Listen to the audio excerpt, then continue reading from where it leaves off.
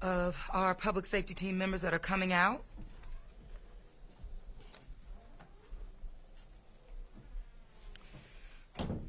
Thank you again for being here. I hope that you all personally have had an opportunity to prepare yourselves, your families, and the like, and I'm speaking really to the media at this time.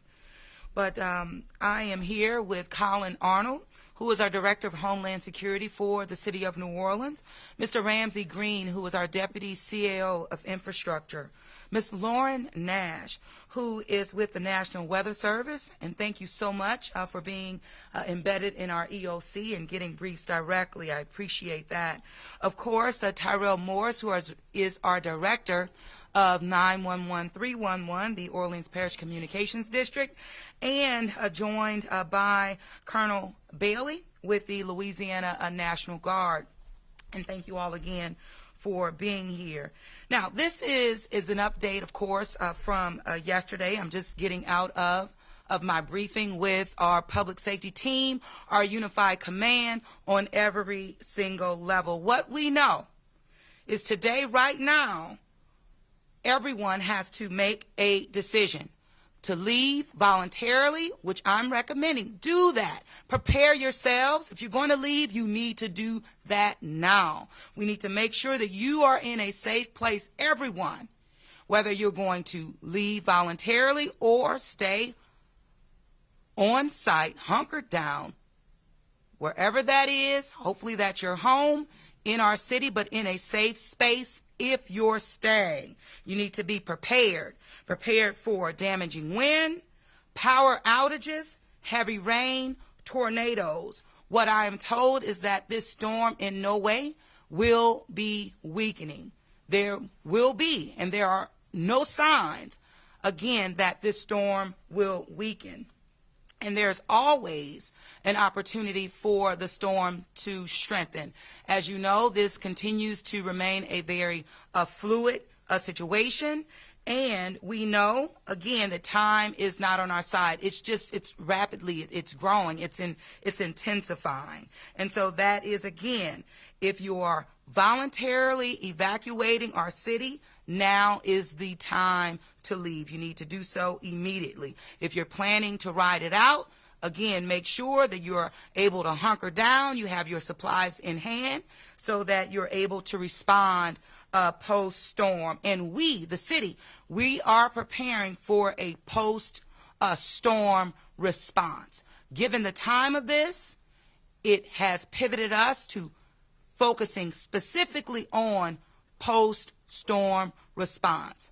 We are, however, paying very close attention to and in direct communication with our residents that are on our special needs registry, but those with severe medical conditions. We know who they are. It's an average of up to 100 people. They will continue to be our priority as a city when it comes to today, but also when we think about post-storm. But we have our hands, we want our hands on them, and of course, direct communication with these individuals pre-storm as well. I want you to know that that is absolutely happening.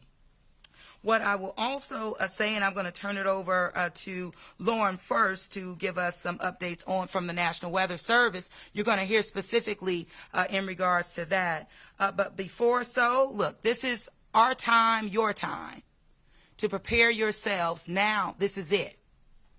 Check on your neighbors. Check on your friends. Of course, your family. Assist them where needed. If you see something, say something, because we want to ensure that we collectively are able to respond to the needs of our people. And what we learned, particularly during Katrina, first responders, we are first responders, all of us, our neighbors, we're all first responders.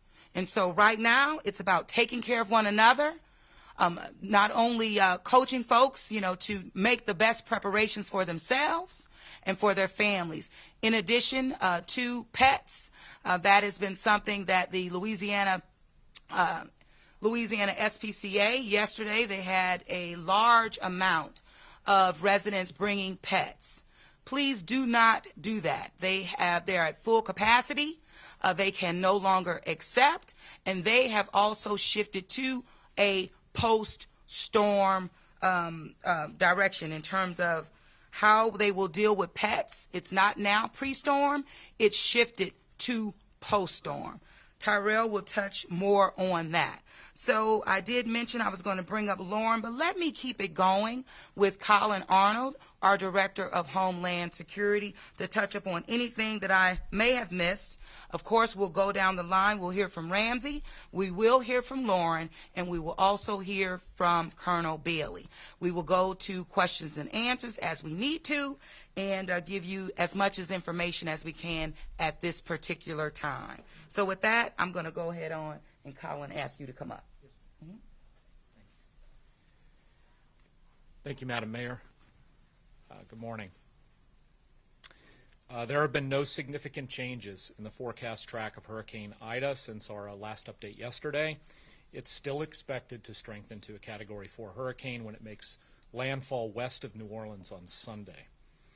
Our mandatory evacuation of areas outside of the levee system and our voluntary evacuation for the rest of the parish and city still stand. If you are intending to leave, do so now. There's a small window of time for evacuation, but by this evening you need to be ready to shelter in place.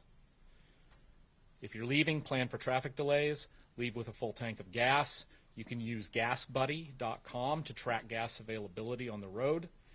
If you need to shelter outside the area, if you're evacuating and you don't have a place to go, text LA Shelter to 898-211 or call 211. If you plan to stay through this storm, be ready to shelter in place this evening by midnight. Finish gathering your supplies today, including water, non-perishable items, flashlight, battery-powered radio, and medication for at least 72 hours. Food and water for 72 hours, 3 days. We say the first 72 is on you. The first 3 days of this will be difficult for responders to get to you. You need to have your supplies prepared. Prepare your property by securing outdoor furniture, decor, and trash bins. Charge your electric devices. Lower the temperature of your refrigerator. And of course, today you can move vehicles to neutral grounds after 12 p.m. I want to be clear that we are facing a dangerous storm that needs to be taken seriously. Damaging winds of 74 to 110 miles an hour can cause downed trees, structure damage, and prolonged power outages. Heavy rain in excess of 10 to 15 inches in isolated areas that could be higher can cause flooding. And dangerous storm surge can cause flooding outside of the levee system and cause some overtopping potentially on the west bank. Hurricane warning is in effect for all of New Orleans. A storm surge warning is in effect for the areas outside the levee system and on parts of the west bank. A flash flood watch is also in effect for our full area. Please understand that if you are staying for this storm, you need to expect significant impacts. Extended power loss is almost certain, as is street flooding and some flooding from rain. Depending on the strength of winds, significant damage is possible. Please be ready to stay in place in a secure structure until the storm is passed. And please remember that emergency personnel will not be able to safely respond during the storm's impact. And again, I'm imploring you to take this storm seriously. Finish your preparations today. Be where you need to be, either on the road or in your home by midnight. Stay connected to us by texting NOLA Ready to 77295. Follow us at NOLA Ready, and we're always at ready.nola.gov. Thank you. Thank you, Colin. And I think we have Ramsey Green, our Deputy CAO of Infrastructure. Thank you.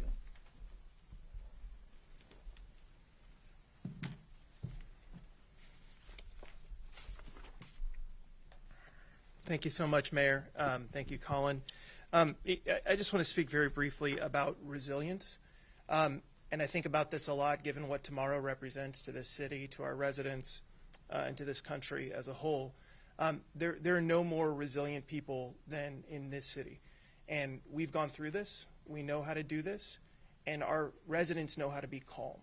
And I think there's some a moment to put a little bit of this into perspective in the sense that, you know, this year we hit our annual rainfall, our average annual rainfall in July.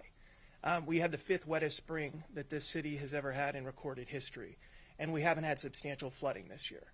And there's a lot of reasons for that. One, that in the last 3 years, we've replaced over 19 miles of subsurface drainage. We've replaced over 100,000 linear feet of that drainage. We've flushed more than 1.2 million linear feet of drain lines, 346 miles. We have completed multiple green infrastructure projects, and right now, under construction, we have 44 miles of subsurface drain lines under construction. There's a reason, and our canals, our sewage and water board canals have been cleaned. We've completed drain line point repairs, 2,500 linear feet. There's a real drive in improving our infrastructure just for moments like today and the next couple of days. That work has been underway. This mayor has focused on that, and our teams, our operations and infrastructure teams, are making sure that that work completes for events just like this. Take care of your family, take care of your pets, take care of your neighbors, check on them, and know that this city, the folks in infrastructure, the folks in operations, are improving our built environment to better withstand events just like the one we're facing today. Just some technical notes. Yesterday, the Department of Public Works reopened the Louisa and Paiti Street crossings at the Florida Avenue Canal to support hurricane evacuation. That was some work that was going on. Towing and cashier's office will be closed today at 5 p.m. until further notice. So if your car is inaccessible and you want it, get over there, get it, pay the fine, etc. Additionally, we've been in very close touch with Entergy New Orleans. They have over 10,000 personnel coming in from around the country just to southeast, south central Louisiana, and will be deployed where they need to be. And we're making sure that we're prepared for the recovery that will come after this. At this moment, our infrastructure teams, they secured their families, they got the preparations and response going. Then we go through this thing, and then we ascertain what happened to our community and getting it back online. From the sanitation perspective, if you have a trash can filled with trash or empty, it doesn't matter. Bring it in to your property, not inside. Bring it down your driveway, put it wherever you put it by 3 p.m. today. Again, if you have a trash can, whether it's full, whether it's empty, whatever it is, bring it onto your property by 3 p.m. today. We will commence regular trash collection at some point after the storm. There will not be regular trash collection on Monday. The landfills will be closed. Parks and parkways, we have crews at the ready. The moment you see a tree limb in a dangerous position, et cetera, please call 311 and report it. Don't expect immediate response while we're going through this event to either 911 calls or 311 calls. Be patient. We have to ensure that our emergency responders are safe. But once you report it, we will respond to it when it is safe to do so. Additionally, we have folks, whether they are sanitation, property management, infrastructure, whatever it is, are out clearing debris. If you see a job site, if you see a private job site that you feel like is unsafe, feel free to call that into 311. We've gotten a lot of inbound calls about this. Our infrastructure contractors are securing their sites. So if you see something that's not ready yet and you want to call it in, go ahead. But they have until the end of the day today to get those sites secure. Outbound contacts to every permit holder in the city for any private construction site have gone out today reminding them, secure your site, tarp over any dumpsters, that kind of stuff. If you're a homeowner, just as Colin and the mayor said, secure your properties, do it. I'm doing it at my own house. Your job is to make sure your family and your property are safe so they do not adversely impact our larger community. As the mayor said, we are all first responders, so please focus on doing what you need to do for your family. It'll help our community, and we'll do the rest for the government. Thank you, Mayor. Thank you, Colin. Thank you so much. And now we're going to ask, Lauren, you want to come on? Thank you so much again. Hi, good morning, everybody. I really just want to reiterate a lot of the things that have already been said. Most importantly, preparations need to be complete today. Tomorrow, the winds will be too dangerous to be out on the roads, to be traveling, to finish any preparations. So we need to have that done today, whether you're leaving or whether you're staying. It's also important to remember that while we've had very minor changes in the forecast over the last day or two, there's still a lot of time for changes. There is still time for this track to shift east. There is time for this storm to get stronger. there is time that these impacts become worse than we think right now. As the mayor said, this is not going to be a storm that weakens before landfall. This storm is going to be strengthening now, and it is going to strengthen all the way to landfall. So we just want to make sure that nobody is sitting at home thinking that that might occur, that in some areas we may get lucky. This will continue to strengthen. Everything that's already been said in terms of wind, hurricane force sustained winds are possible. This could cause damage to your property. Flooding, 10 to 15 inches of rain, likely more at times, could cause flooding. We have storm surge issues outside of the leveeing system. And then to top it all off, because of where we are in regards to that storm center, isolated tornadoes are also possible. So if you do get a tornado warning during the event, those will go to your cell phone. Please try to get interior as far as you can. We know with shotgun houses that's very difficult to do, but as close as you can get in and away from the windows. And that's also good for the peak wind as well. When you get into the peak wind, which will be Sunday afternoon and evening, stay away from windows, stay inside, stay as safe as you can. And that's really my final point. Just, it's going to be a dangerous storm. We're going to have impacts. We're going to have power outages. We'll likely see some flooding. Get your preparations done today and make a decision where you're going to do. Lauren, can you add the weather post-storm? Yes, thank you. I was going to add that. I appreciate it. Something to remember about the power outages. It is going to be very hot this week. We could see highs at 85 to 90 degrees and heat index values as high as 100 to 105 on some days. So if you're planning on staying and you don't have a generator, the power outages are going to be significant. And of course, generator safety. We lose people after storms to generator safety. Know how to use one safely.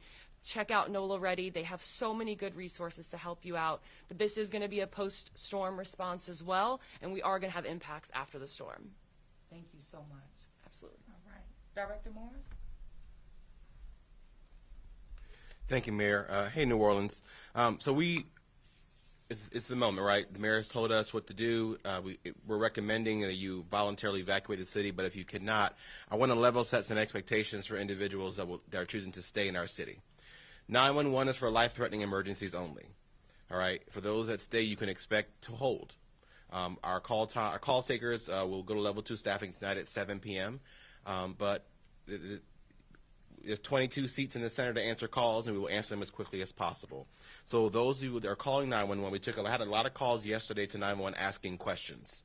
Where can I get sandbags? Where's the evacuation routes? Please, please, please do not dial 911 with those types of questions. If you need 311, you can call 311, of course, 24 hours a day. Visit our website at nola.gov/311. You can also text 311 by texting hello to 311-YES, and a call taker or our system will answer the question just as if you had spoken to someone on the phone. Also, the high winds, once they reach a certain threshold, we will have to halt public safety responses on certain types of calls. So, of course, once the winds become dangerous for our public safety units and vehicles and personnel to be on the ground, we will still process your call through 911, but we will tell you at this moment we are unable to respond to the emergency. Of course, things are life-threatening. We try to get very creative. We look for moments, a 10-minute time period where sustained winds drop below that level where we can quickly launch a team to manage the emergency as we report it.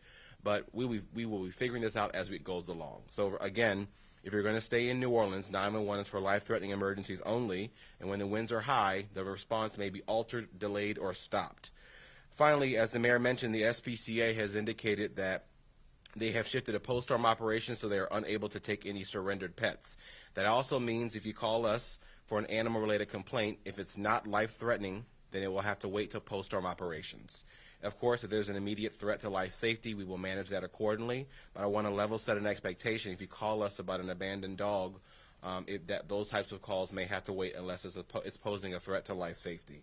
And finally, when the water does start to rain, we say this every time: turn around, don't drown. We have coordinated our technology partners to post some information on Streetwise, which you all know very well. You can see flooded streets there. You can see barricaded streets. You can now see road closures that are closed due to debris. So that information will be available live at streetwise.nola.gov. That's all I have. Thank you, Mayor. Thank you. Thank you so much, Director Morris. And finally, we're going to hear from Colonel Bailey of Louisiana National Guard. Thank you, Colonel.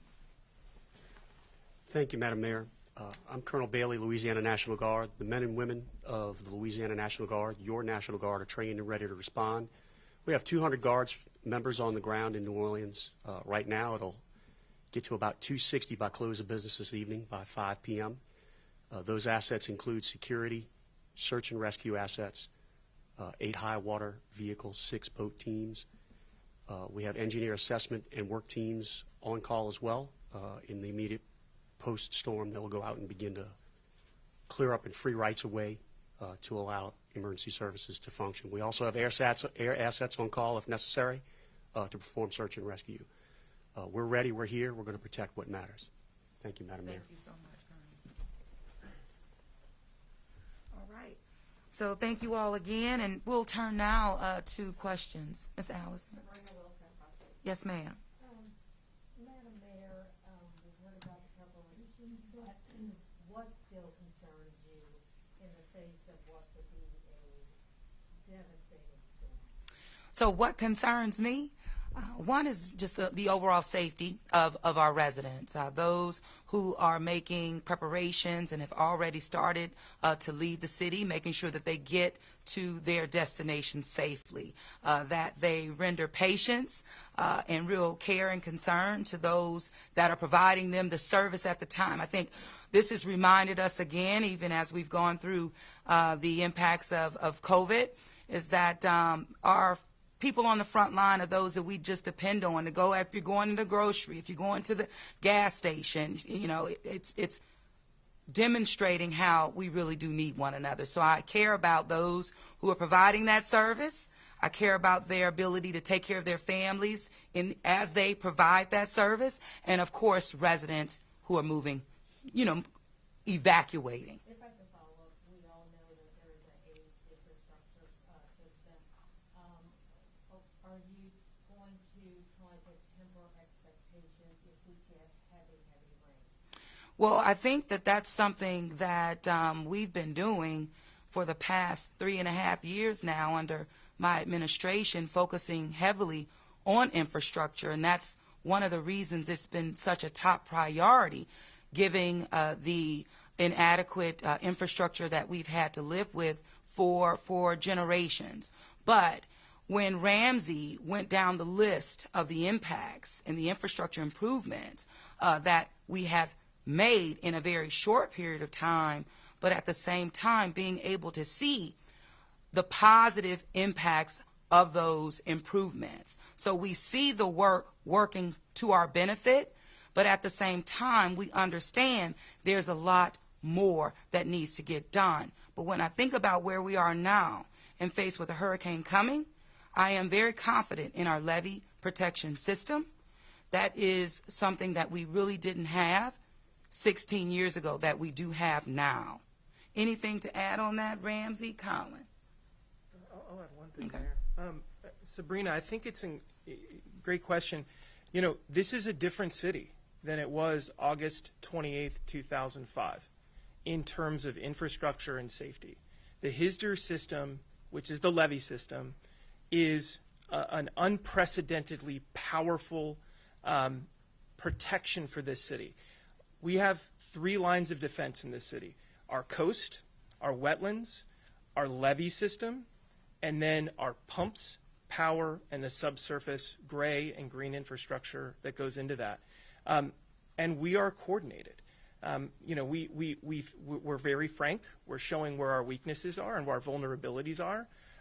But I think when folks think and they look at their own personal decisions, I think they should be comfortable knowing that this is a very different protected city than it was 16 years ago, including great progress that has been completed in the last 3.5 years.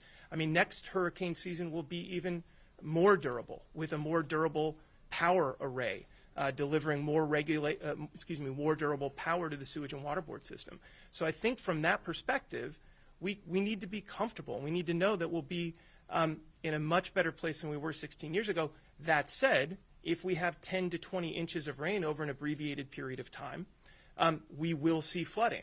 We don't know at this moment. We see 15 to 20 inches over 48 hours or less. and we can handle it depending on the event. Thanks, Mayor. David Hammer, Channel 4. I have a few specific issues I wanted to check on. One is on the point that Ramsey was just making. If you could explain a little bit more about the potential for overtopping of the levees on the West Bank and why that is a potential where it isn't on the East Bank. And then two other specific things. Homeless encampments under the bridges and in Duncan Plaza, there's a lot of tents and stuff that seem like they could be catch sale or whatever, create a sale. And then the industrial canal barges, we've seen issues with that a while back, but want to know if that's been assured that they've all been secured and moored properly. Sure. What I'll do on the front end of that, David, I'll just touch on the homelessness encampments and the like.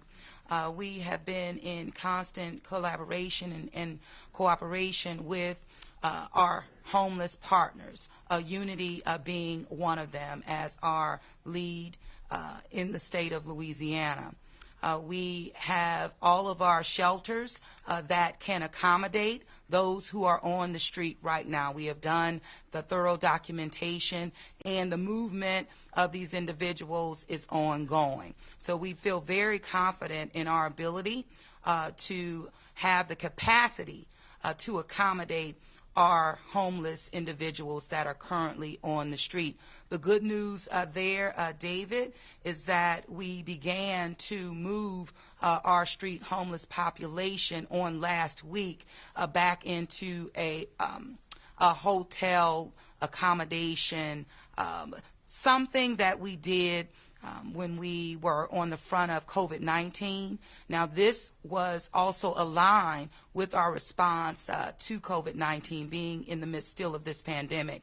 So the movement that happened starting last week was not for hurricane preparedness. It was because we have been working diligently to accommodate our residents that we know we still have on the street. However, because of the storm coming our way, we are accelerating those efforts with our shelters that we have in our city and our homeless providers that are connected with our regional partners, if that makes sense. What I will do now, I know you asked about the levees, particularly on the West Bank. I know we had the Corps, U.S. Army Corps of Engineers with us on yesterday speaking to this. We talked about that, and so we'll provide you with additional information. It's pretty much the same. Let me help on that. Yeah. Yeah, David. So I got the question about the West Bank levee. Ask me the other one. Industrial canal. You got that? Okay, thanks, Colin. Corps came out last night, just to rehash. We came out with the Corps last night, and there was a discussion that there could be potential overtopping on West Bank levees. Why? At 4 p.m. yesterday, when NWS came out with their updated weather report, they're reporting essentially 10 to 15 inches of a coastal surge. That's a increase from whatever it was, the noon report. The levees on the West Bank, not the Mississippi River, the coastal levees are 10 to 12 feet. So I want you to imagine 10 to 15 prospected surge on the coastal levees, 10 to 12 foot levees down there. Overtopping is an incredibly different thing than a failure, anything like that. You have to remember, these levees are built armored, deep into the ground, safe. They are designed to protect us from most storms, and if a storm exceeds the design capacity of that levee, it is designed to withstand the amount of water and force of an overtopping event. So it would be a brief period of time with water going over the levee. And David, I think you're alluding to perhaps one of the barges during Hurricane Gustav. You may recall when Gustav occurred, there was splashing of water on the industrial canal over that. Imagine that. That is kind of what we're imagining, or higher. And Colin can take the port question as well. Sorry. Thank you, Ramsey. Colin? So as far as the barges, we were updated this morning. That's this entire area of the river and the industrial canal are part of a regulated navigation area by the captain of the port, United States Coast Guard Sector New Orleans. They have their plan in place right now. They're port condition, I believe, Yankee right now. That's kind of the process of getting everyone out. The only barges, ships, anything allowed to stay in this port after tonight are approved by the Coast Guard, both with engineering plans and maritime inspection done by the Coast Guard. That's also monitored, especially the industrial canals monitored by the Southeast Louisiana Flood Protection Authority East. They are also tracking this. So there shouldn't, anything left there is approved. Everything else should be out. I would also add that flood control structures such as the Lake Borgne Surge Barrier and even the West Closure Complex on the West Bank, which is a much higher trigger for operation, are both going to be closed tonight as well. That's going to really limit anything coming into the port's essentially going to be closed at some point tonight. So I hope that answers the question. Thank you. Allison? Go ahead. Tim Craig with the Washington Post. Hi, Mayor. You talked about this not being a post-storm focus. It was on post-storm. What about during the storm for people who may need either assistance or shelter? Are there any temporary shelters, in the city for people who may encounter difficulties? And related to that, you called for a voluntary evacuation. Could you clarify if you had known a couple of days ago that this was going to be a Category 3 or 4 storm? Would you have been inclined to order a full mandatory evacuation and activate your full plan to get vulnerable people out of the city? Sure. So the bottom line is that we never had the time. It was never on our side. So based on that 72-hour mark, we didn't have it. And so when we do not have it, we don't have the adequate time to provide or move forward with our citywide evacuation plan. In addition to that, it's having the time to have contraflow be in effect, which is not my decision solely, but it is in connection and in partnership with our governor as well as parish leadership across the state of Louisiana, in addition to our neighboring states. And so time wasn't on our side. It's not on our side.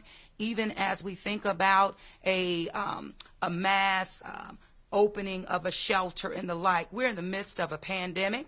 Our assets have been compromised in terms of meeting the needs. Our hospitals are at capacity as well. So the best thing that our people can do is to evacuate, and they need to be in their place that they're evacuating to by midnight tonight. That also includes shelters that the state has in place and the capacity in place to receive our residents who may need a place to shelter in the event that is a need for them.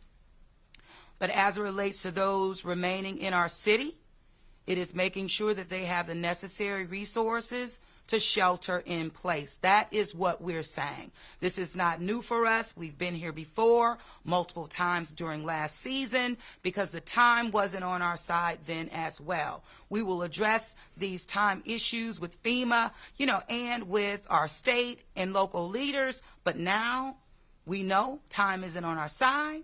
We need to, one, shelter in place. We need to pivot. We are pivoting to a post-storm response so that we're able to meet the needs of our people in real time once this storm passes. That will be the best thing that we can do in response to the needs of our people.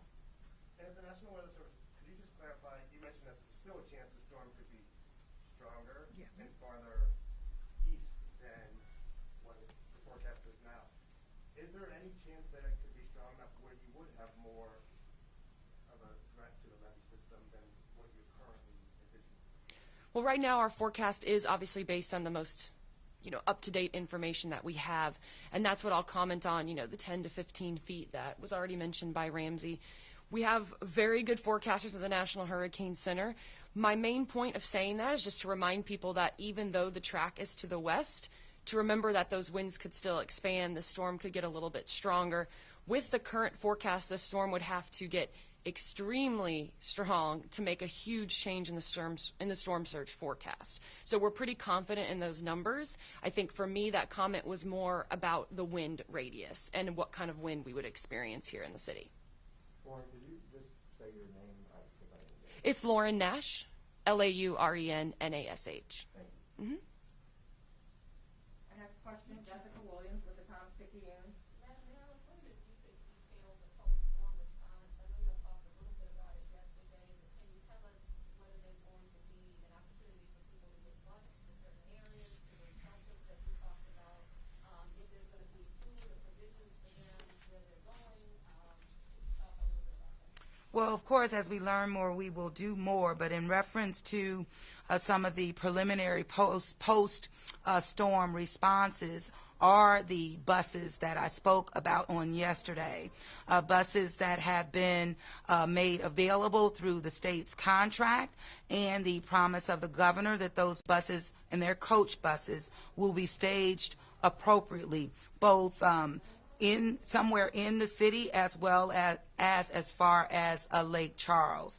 We are requesting an additional set of coaches, I believe an additional 50, but that number may vary, but we're making those requests on today.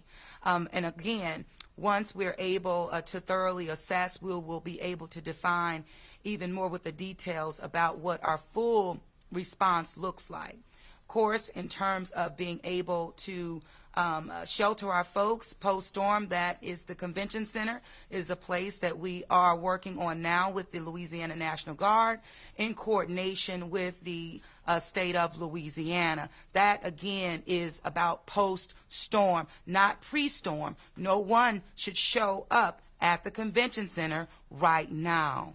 However, I'm sharing the information, again, because you asked me, Jessica, but I do not want I don't want people to think that they can show up at the convention center right now. So if you can and work with me to make sure that people are get the accurate information. But that is a place where we will be able to accept our people. I do have additional locations that have been scouted out, that have been pre-approved. But again, I don't want to get people misled right now. Right now, it's about getting to a safe place, being prepared, making sure by midnight tonight you are there. If you are voluntary evacuating, you need to be on that road or almost about to get on that road. That's what I want people to focus on right now. Should you have more FEMA response? Where's FEMA here now yet? Should they continue? Yes, FEMA's always, yes. FEMA is constantly embedded in our unified command structure when we're dealing with any form of disaster. The communications have been consistent and they have been thorough. But as FEMA said, no one should be looking for FEMA immediately, meaning post-storm. The 72 hours, as Colin mentioned earlier, that will be on our residents as it relates to that type of relief from FEMA. It's very important not to get our people confused about these things. Anything you need to get me straight on? Come on. Hallmark of any good plan, an all hazards plan, is adaptability. So Jessica, imagine city-assisted evacuation if we could have done it, if the timeline would have been there.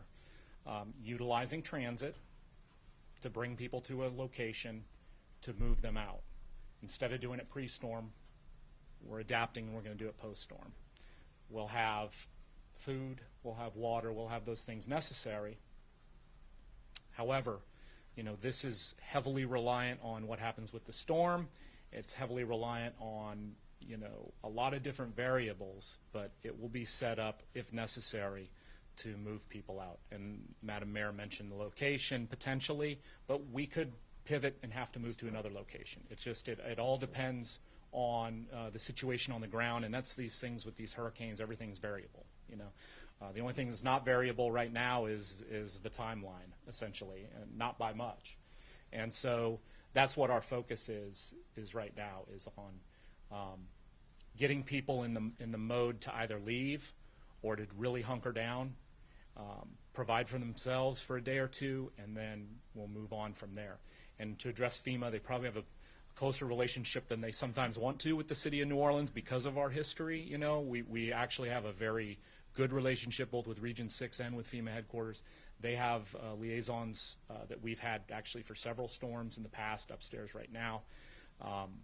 And it's a good relationship. I mean, they do what they can for us. And so, But I guess one question is if you have somebody who's living somewhere where they feel highly vulnerable to the storm, they feel like they could be in danger, should there be resources available for them to get out of the city safely now, like somebody who has a car and has the will and the money to do it? And could FEMA have been more helpful in doing that, even though we all know the span of the storm is relatively short? I don't know if that necessarily directly goes to FEMA, but what I can say is for this storm, at this point, sheltering in place is as an option for riding out this storm, and then we'll address what we have to deal with after that. Last question from Sylvia Gomez.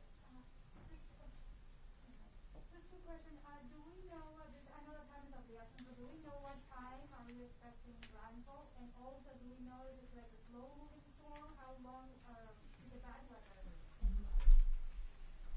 Sure. You know, the reason we've been talking a lot about preparations today is that, as we know with hurricanes, wind speeds ramp up. So the peak wind speeds will be around landfall, which will be Sunday evening, late Sunday afternoon, early Sunday evening, but it will be dangerous before then on Sunday. In terms of timeline, it will, you know, it'll be probably a slower moving storm. It's going to take till early Monday morning to get those strong winds out of the area, which is also going to contribute to the really high rainfall rates that we're going to see. Fast moving. Telling you. Allison, we're good? Okay. Yes, true. All right, thank you all very much for your time, and we will continue to keep you updated as needed. And you are one of the most important resources to our residents at this time, and I'm talking about U.S. Media, and we appreciate you. Thank you.